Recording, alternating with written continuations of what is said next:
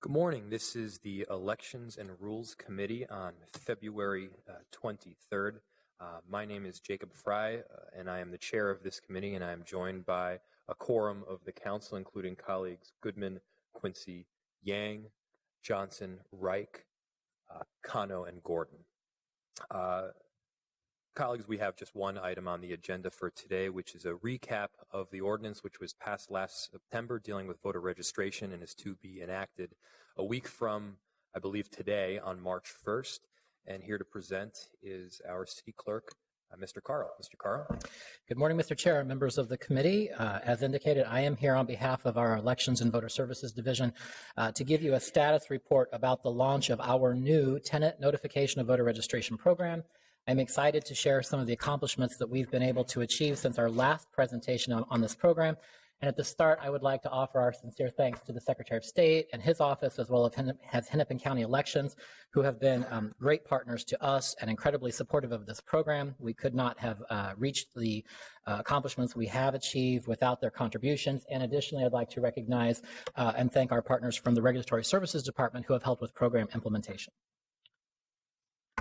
So to begin, this slide provides the codified text that outlines the requirements which breathe life into the Minneapolis Tenant Notification of Voter Registration Program, which I'll refer to now as TNVR. Broadly stated, the ordinance requires that all voter-eligible tenants be provided with information about voter registration upon their first occupation of a rental dwelling beginning March 1st of this year. It's important to recall the context for why the TNVR program was adopted in the first place. As this slide illustrates, registration is and can be a significant barrier to participation.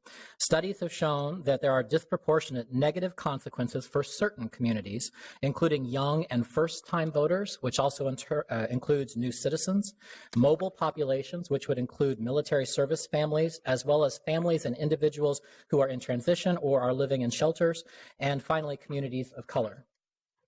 Research from the Pew Center on the States shows that 1 in 4 Americans are not registered to vote.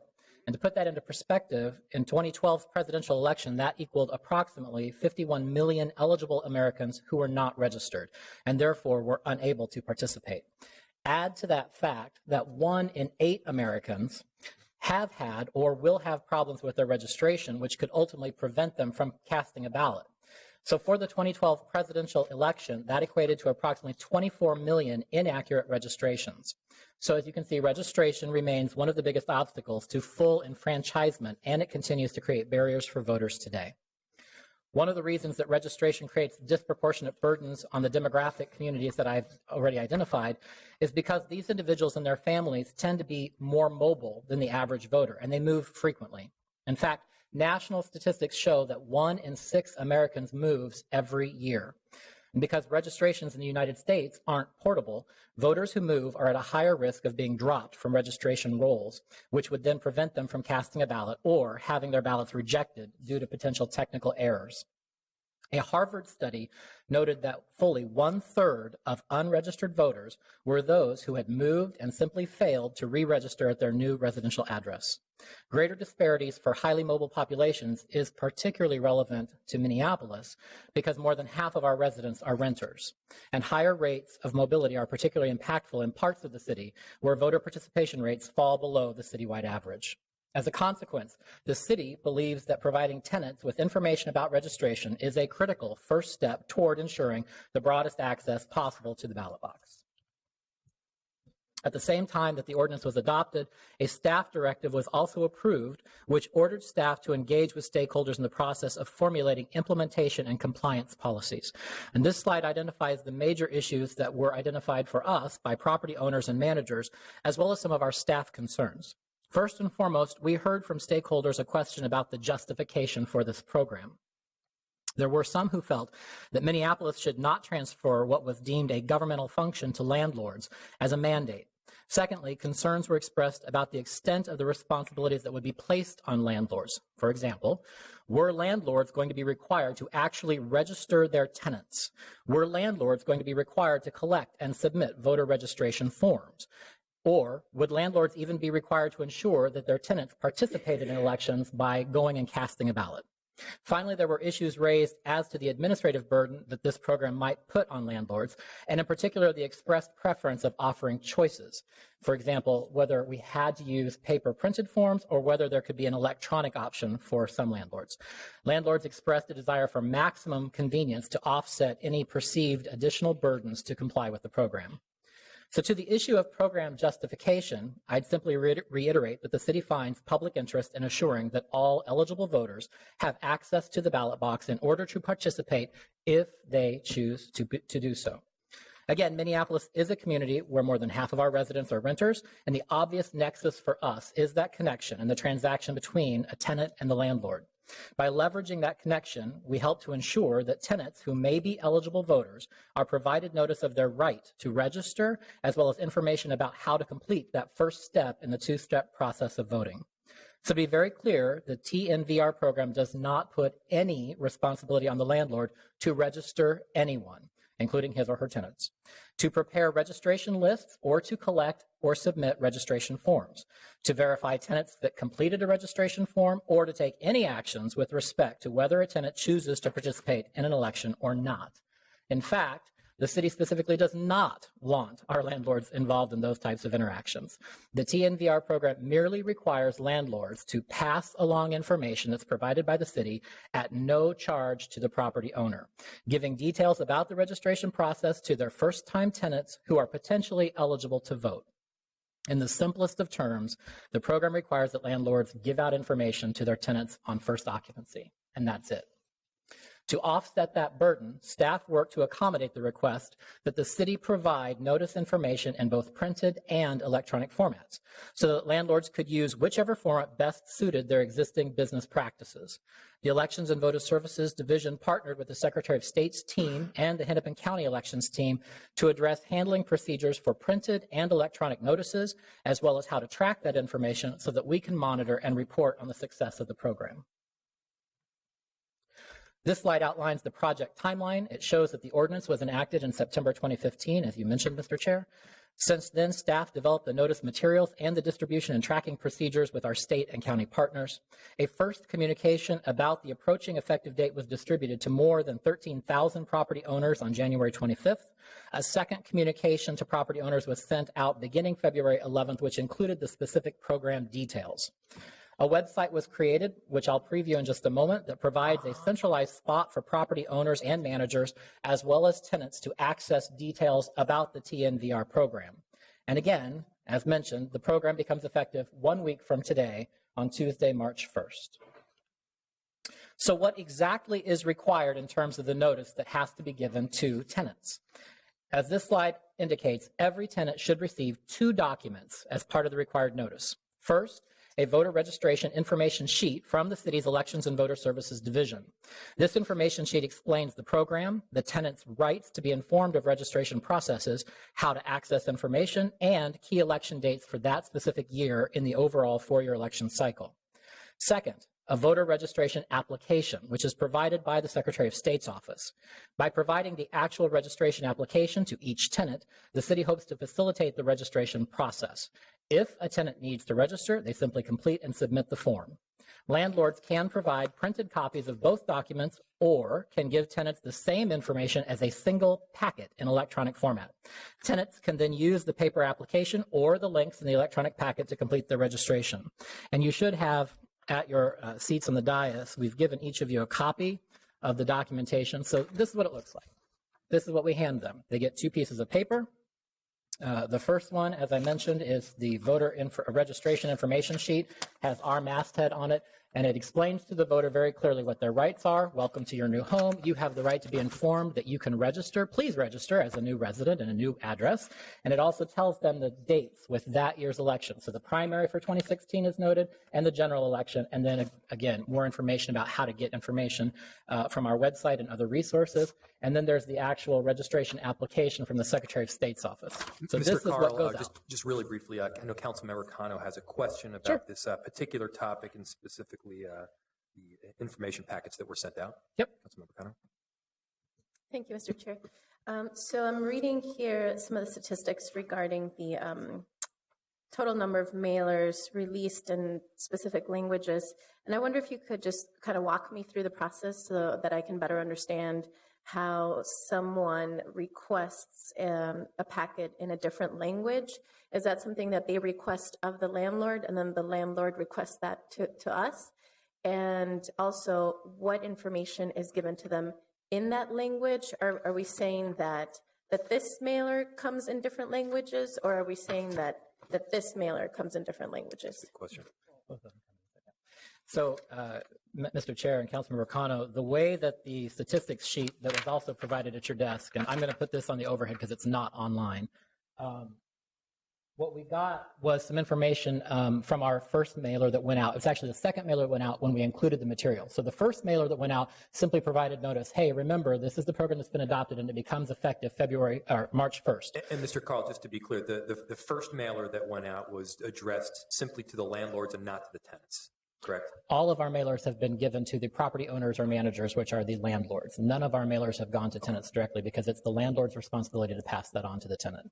So we've been working with Reg Services to find out how many licensed landlords we have. The first bullet says as of January 31st, we have 24,036 licensed property owners or managers. We've sent out 2 mailers to this group of people that's been identified. Many of them have more than one rental facility. So there are more facilities than necessarily there are people that we've sent to. Of that total information packet we sent out the second time, which included this mailer so they could see what they were required to pass out, we had a response rate that said we need 4,320 or 92% that we sent out in English. We had some landlords who said we need some in Spanish, a total of 190, which was 4% of the total that were sent out, and 175 who responded that they needed the language translated into Somali, which was 4% for 175. To your question about is this information available in other languages? Yes. We've provided our information in the primary languages used by the city, English, Somali, Spanish, Hmong. Also, we have, she's going to show. And then the Secretary of State has provided translated versions of their voter application form that we also use. And that information, both in English and all of the languages that we've translated, are also posted and available from the city's website. So just to be clear then, out of the 24,000 licensed property owners, only 190 of them have requested information in Spanish. Is that kind of how we're looking at these numbers? Mr. Chair, that is correct. Okay. And so it's up to the landlord to request specific linguistic information for their tenants. So it's up to them to be looking out for the best interest of the tenants. Mr. Chair, Councilmember Cano, that's correct. Okay, thank you. To tack on to Councilmember Cano's question, when she raises a good one, is there a mechanism by which a tenant themselves could contact City Hall in order to get in order to get information in Spanish or Hmong or Somali? There is, Mr. Chair, and I have that a little bit later as I show the website. So if I can maybe delay that question, potentially the presentation will answer that. Absolutely. So I've gone over what's required to be given out, the 2 pieces of paper that have to go to each tenant upon check-in. This slide then shows the actual documents that I've just referenced. So for our viewers at home, through the magic of the broadcast, they can see that. Again, on the left side of that paper or that slide is the voter registration application that comes to us from the Secretary of State. It's very uniform. It's standardized by the state for all voting jurisdictions. And then on the left side of the slide is our voter registration information piece that is specific to the election for that year's cycle. I mentioned that the city launched a website with resources. So this gets to the question of what's available both to our landlords and our tenants. This slide gives you the web address. It also shows a picture of the landing page from our Elections and Voter Services website. All of these pages and the resources that are related to the TNVR program can be accessed from this website, which is vote.minneapolismn.gov. On this slide, you can see there are resources specifically geared towards our tenants. So this is for those who are renting a place. They do have an opportunity to get this information as well. It also talks about their rights under the program to be informed of registration, and also provides details about the registration process and how to complete that registration application or to check the status of an application that's already pending. The site includes PDF versions of the state's voter registration application form in English, Hmong, Russian, Somali, Spanish, and Vietnamese. In addition, we've embedded a direct link to the online registration portal that's hosted by the Secretary of State in order to facilitate quick online registration processes for tenants. In order to help property owners and managers maintain a sufficient supply of this information packet, we've added a page to the website that allows them to easily reorder stock from our elections division. So it's a simple online process. It allows the landlord to come in here, choose how many packets they need and other similar types of information. It comes to us, and then we get the information out to them. So it's an online registration or order form. This slide shows that information about the TNVR program has also been added to the roster of information that's published and maintained by the Regulatory Services Department, so that the city is covering as many bases as possible to inform property owners and managers of their responsibilities, and as well tenant voters of their rights under the new ordinance. With that, Mr. Chair, I've completed my presentation. Before standing for questions, I would be remiss if I didn't quickly add thanks to our team who put this together in short order. And at the top of that list, of course, is Assistant City Clerk Grace Walker-Rhodes, who's the Director of Elections and Voter Services. Aiding her in that endeavor is her team, which includes Barb Succi, Tim Schwartz, Chris Irving, and Justin Adams. And I'd like to give special thanks and introduce also Eric Jeffries Burns, who's with us this afternoon or this morning. We recruited him to serve as our project manager. This was a big undertaking, and it required him to work not only with us and the Secretary of State and Hennepin County and Regulatory Services and the landlords and those who are licensed. Eric is a long-time election judge who has worked with us many years, and he has agreed to tackle that program for us and has done a great job in shepherding it through to this point where we're ready to launch next week. I also want to give recognition to Anissa Hollingshed, who couldn't be with us, a management analyst in the clerk's office.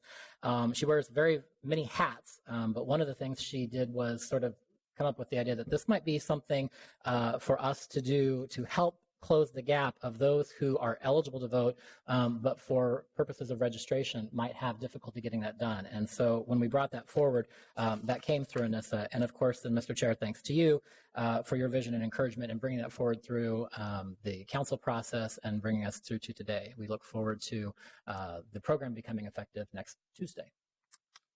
Yes, Mr. Carl. Thank you so much to you and your team. Eric, welcome. Grace and Anissa, thank you a lot. It's been a pretty impressive endeavor overall, and I'm very pleased with the results thus far. I would also like to note the council members Palmisano, Warsami, and Bender have joined us. And are there any questions for Mr. Carl at this time? Councilmember Gordon. Thank you, Mr. Chair. I have a couple questions, and then, well, maybe they're all questions. I noticed on the staff report it says there are no financial impacts, so I'm just assuming that the production of all of this and the distribution is part of the elections division's budget and just fits in with that? Through the chair, Councilmember Gordon, that's correct. We've attempted to budget for this within the election budget for this year's budget. Because this is a new endeavor, we'll have more specific numbers to come back with in the budget process for next year to share with you what the actual expenditures were for the elections office. Oh, well, that's interesting. That's kind of my second question was, what are our plans to get an update and a report back, both on the costs, but I also think it would be interesting if we have some baseline information about registered voters, and if that, and I don't know if we have renters who are registered now or whatever, but some kind of information that we can look at now and then look at later and maybe guess that this effort had some impact. Mr. Chair, I think the council is aware that after each election, we do a little report that sort of talks about some things we've done. It's very extensive, as you know. I'm being sarcastic. We go into great detail about what we've done, lessons learned, expenditures, costs, number of election judges, number of registrations, participation, who turns out, both for the primary, for the general, and you can expect that this will be a key focus of that report for the 2016 presidential election. And of course, there's many people that will be trying to get people to register to vote, so who knows if it's our impact or not, but it might be interesting too to look at those parts of the city where there are predominantly renters and see if those precincts, if there's much difference there. So that'll be interesting. And my last isn't specifically related to this program, but I also noticed that I think it's the state of Oregon and some others have tried some other ideas about automatic voter registration. I think we've talked about it in the state here, but can we do that when people are getting their, at least give them the option automatically when they're getting their driver's license or their state IDs? And is there any progress on those fronts that you're aware of in Minnesota? Mr. Chair, this raises a very interesting question, and I debated whether to even raise it or not. As you know, Oregon and California are the only two states so far who have fully registered all their voters. So the idea here is that the United States is one of the few first world democracies that require its voters to take the step of registering and then voting. It's a two-step process. And many others have done in years before what Oregon and California have done, which is to recognize that the government already collects all the information and data it needs on you to determine whether you are an eligible voter or not. And so it's an opt-out instead of an opt-in system. The moment you turn 18, the moment you meet the eligibility requirements in those states, you are automatically enrolled on the voter rosters, and you don't have to take any further action in order to show up and vote. It's something that in a state like Minnesota, which likes to brag about its reputation as being the leader amongst turnout, and Minneapolis certainly as the largest city, it's something we could look at. It's something that might be added to our legislative agenda. That's not necessarily a topic for today, but certainly something that the Intergovernmental Relations Committee might want to consider as we get ready to start the legislative session. Since it is brand new and effective this year for the first time in those two states, it'll be interesting to watch their success in a presidential election and to see if automatic registration has an effect of increasing voter participation. There are already some reports. In fact, I read one this morning from a county clerk in Oregon who was talking about the increase in registrations coming through her office because of the tie to the motor voter registration process at the Department of Motor Vehicles. And I don't want to quote statistics because I'll get it wrong. I don't have it in front of me, but she was fairly surprised at the high volume that were coming in as compared to prior to that law being enacted. So it'll, again, just because you're registered doesn't mean you're going to vote. But if you are registered, that doesn't become a barrier. Well, I do think that if we did want to add something like that to our legislative agenda, we'd certainly want to pay attention to the recommendations from our city clerk's office and the elections department. And I don't know that I want to necessarily make a staff direction, but I would encourage us to look at that and maybe with the chair to consider that as at a future meeting, whether we want to look at some other legislative initiatives that we could support as a city that would. And Mr. Chair, I know that the Mr. Ranieri and his team are working with departments to gather ideas at this time right now. So that's certainly something we could put into that process that would ultimately come back before the Intergovernmental Relations Committee as an opportunity for the city to express its support for a policy at the state that would provide for automatic registration of all eligible voters. And Councilmember Gordon, I agree entirely. Yeah, we've already discussed it with the secretary, Steve Simon, and had conversations as well with our lobbying department. So I'll keep you abreast. Councilmember Yang. Thank you, Mr. Chair. Mr. Carl, I'm going to try to answer this or ask this question articulately, but it might not come out like that. So, you know, on the RCA, it says that the TNVR program requires that property owners, managers provide all voting eligible tenants with a packet of information on first occupancy beginning March 1st, 2016. And I want to focus on the piece about upon first occupancy beginning March 1st, 2016. So for any tenants that occupied prior to March 1st, the landlord doesn't have an obligation to give them any of this. Is that correct? Mr. Chair, Councilmember Yang, you're correct. Okay, and there's no annual obligation. It's just upon occupancy, right? Post March 1st, is that correct? Through the chair, beginning March 1st and continuing thereafter, each time a new tenant takes occupancy of a unit, the landlord is obligated to give that person, assuming they're 18 years of age or older, the tenant notification of voter registration packet. Okay. And one last question. You know, I've seen some conversations out in social media and all that stuff. And, you know, the question is, I mean, if a landlord just doesn't do it, what are the penalties? So the Regulatory Services Department is the enforcement agency at the city for this, as they are with other landlord obligations, which is why it is codified in that part of the code. They are working on a complaint basis. So a tenant could complain and say, I moved in and I didn't get that information, and they'd report that to Regulatory Services. And just like they do with other processes that landlords are required to do, they would follow up and take the necessary actions to ensure that the tenant was given that information. Okay. Thank you. Mm-hmm. Councilmember Palmisano. Thank you, Mr. Chair. This question is for Mr. Carl. I have heard from a constituent who's a landlord who received the second communication that you explained earlier in your presentation. He was very upset, feeling that we've pushed the burden of this kind of thing on to landlords and renters. He also was upset that his taxpayer money was being used for a program like this. I think it would be fair to acknowledge that because we've had partnership here from the county, from the state, the Secretary of State's office, that the reaching out to people this way is really maybe supplanted some of our other efforts to register voters that would have been equally as costly or even more costly. And have you heard pushback from landlords yourself, or have you found this to be, what kind of feedback have you received?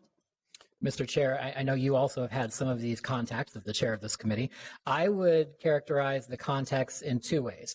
Prior to actually getting the mailer that showed what the obligation was, there was a lot of concern about, as I mentioned in my comments, what am I required to do? What am I required to give them? Am I required to follow up? Am I now somehow liable for making sure that they fill out that paperwork? And after the second, and so the initial round of contacts, I think, were mostly in that same nature. Confusion, potential upset, people not being clear about what was required of them, concern that we were pushing more obligation onto a landlord that they felt was beyond their responsibilities as someone who's providing a living unit, a dwelling unit for a tenant. After the information came out that said, this is all we're asking you to do is take 2 pieces of paper and pass it to your tenant and walk away, or here's the link and walk away. The comments, I think, have largely shifted, and we've gotten, I'd say, an equal amount of people who said, this is a great program, and I support that, and we should do more to inform people of their rights to vote. I'm not going to try and be Pollyannish about it and say that that's all of our comments. We still have people who feel like this is something that if the city believes it's important enough to do, we should just do it directly. The difficulty with that is we don't necessarily have any sort of listing of the tenants. We do have a listing of those who have licensees to rent spaces. So that's where the city's nexus comes in. We know who has property that they're renting out, and they know when they have a tenant coming in. So that's how we leverage that connection. Again, by attempting to minimize the burden to them. When we first met with them, we were thinking it was going to be completely paper, because for our tracking purposes, the paper would be marked in a way that we could work with the county to track how many paper applications came in specifically from a tenant. But when they said we want an electronic packet because most of us have moved away from paper transactions, we thought that might be a killer of the program for us. But again, thanks to our partners at the Secretary of State who said, no, we're very interested in this as well. And we actually would maybe look at this as a pilot for other communities. We want to help you and partner with you to track those applications that come from tenants. And so they've provided through their online portal a different process of tracking those that come from tenants, so they can report that detail to us. And then again, that came down through the county to us. So we took their comments pretty seriously about minimizing the burden in terms of administration of this program. It's simply passing out 2 pieces of paper or passing along a link. And when that became clear that they didn't have any further obligation, it's sort of like the requirement that we have that they post the 311 poster in their lobby. Okay, they posted it, they complied. It's not a big problem for them. And I think that the more that routine gets in place, that it's passing out information or passing a link, the less the defensiveness comes. Thank you. I think the analogy with the 311 posting is point on. And the statistic that gets me most, Mr. Carl, is the fact that 1 in 6 Americans move every year. And when you consider the fact that over 50% of Minneapolis residents are renters, somewhere in the range of probably 50% of those renters are moving literally every year. And I know that was certainly the case for me. I was moving basically every single year up until I moved to the city of Minneapolis. Are there any other questions for Mr. Carl? Thank you so much for your work, Mr. Carl. This has been a wonderful endeavor. We're very much looking forward to March 1st and especially the results after. And I apologize, one more question that I forgot to ask. The automatic, the electronic voting registration, if the link is passed on, do we have a mechanism of tracking that? We will be tracking both the paper version and the electronic version, Mr. Chair. The electronic version required some coordination, as I sort of alluded to the prior question, with the Secretary of State's office who maintains that system, but they've been very good partners to us in working to make sure that they can segregate that and then report out to us how many came through their web portal that were tenant-based. Thank you. And thanks to you and your team. There's no technical action that we're required to take today, so I'll just direct the clerk to receive and file. And being that there's no further business on the docket, we are adjourned.